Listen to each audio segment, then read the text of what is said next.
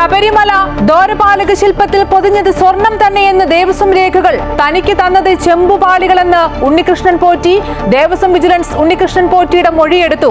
സ്വർണം നഷ്ടമായതിൽ ദേവസ്വവും സർക്കാരും മറുപടി പറയണമെന്നും CBI അന്വേഷണം വേണമെന്നും കോൺഗ്രസും BJPയും.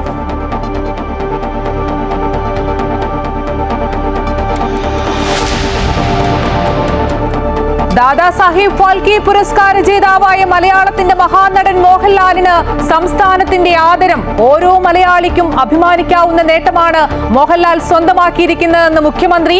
കാഴ്ചക്കാരില്ലെങ്കിൽ കലാകാരന്മാർ ഇല്ലെന്നും ലഭിച്ച പുരസ്കാരങ്ങൾ മലയാളിക്ക് സ്വന്തമെന്നും മോഹൻലാൽ. സംഭാവനകൾക്കുള്ള ആദരവാണ് ഈ പുരസ്കാരം.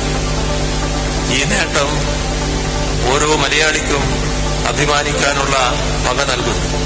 കാണുന്നവർക്ക് ഞാൻ അനായാസമായി അഭിനയിക്കുന്നു എന്ന് തോന്നുന്നുവെങ്കിൽ അത് എനിക്ക് പോലും അറിയാതെ ഇതുവരെ തിരിച്ചറിയാൻ കഴിയാത്ത ഏതോ ശക്തിയുടെ അനുഗ്രഹം കൊണ്ടാണ് സാധിക്കുന്നത്.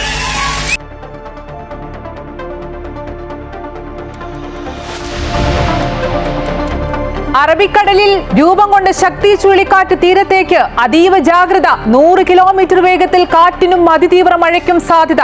മഹാരാഷ്ട്ര, ഗുജറാത്ത് സംസ്ഥാനങ്ങളിൽ മുന്നറിയിപ്പ്. കേരളത്തിലും ഒറ്റപ്പെട്ട മഴയ്ക്ക് സാധ്യത.